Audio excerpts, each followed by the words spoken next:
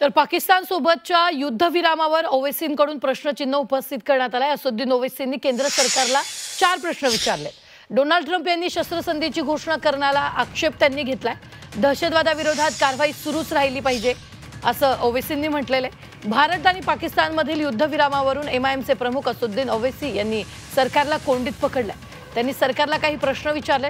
जोपर्यंत पाकिस्तान आपल्या भूमीचा वापर दहशतवाद पसरवण्यासाठी करतोय तोपर्यंत कायमस्वरूपी शांतता शक्य नसल्याचं ओवैसी यांनी म्हटलंय। युद्धबंदी होवो अथवा न होवो दहशतवादाविरोधात कारवाई सुरूच राहिली पाहिजे असंही त्यांनी म्हटलंय। यावेळी बोलताना बाह्य आक्रमणाविरोधात आपण कायमच सरकार आणि भारतीय सैन्याच्या पाठीशी असल्याचं त्यांनी सांगितलेलं आहे।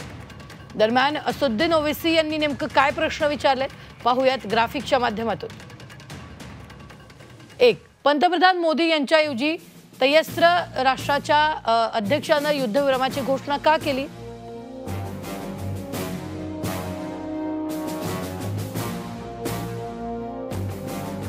सिमला करारानंतर भारत नेहमीच द्विराष्ट्रीय संबंधात तिसऱ्या देशाचा हस्तक्षेप नाकारता आलाय। आता ही गोष्ट आपण स्वीकारली आहे का? काश्मीर हा आमचा अंतर्गत प्रश्न आहे। आपण त्रयस्थ ठिकाणी चर्चेचा प्रस्ताव मान्य का केला? पाकिस्तान भविष्यात दहशतवादाला खतपाणी घालणार। दहशतवादी हल्ले रोखण्याच्या आपल्या उद्देशात आपण यशस्वी झालात का?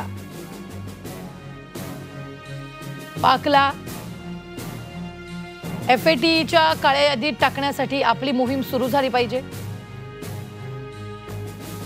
दरम्यान ओवैसीच्या या प्रश्नांवर राष्ट्रवादीचे नेते छगन भुजबळ यांनी प्रतिक्रिया दिली आहे, पाहूया। बाहेरचे देश कोणी सांगत असतील तर ऐकावं लागतं। आज सुद्धा तेल आपल्याला अनेक देशांकडून घ्यावंच लागतं आहे। त्यामुळे जे आहे हे सगळं जे आहे जागतिक स्तरावर एकमेकाचं ऐकतात। तर काही वेळेला युक्रेन रशिया सांगून सुद्धा ऐकत नाही, तो भाग वेगळा आहे। पण आपल्या बाबतीमध्ये आपल्याला ऐकावं लागतं। जेवढं काय आपला स्वयंपूर्ण आपला देश अजूनही झालेला नाही आहे, एक लक्षात घ्या। आपण डेव्हलपिंग कंट्री आहोत, आस्ते आस्ते आपण पुढे येतो आहोत, पण स्वयंपूर्ण नाही ना कोणीच।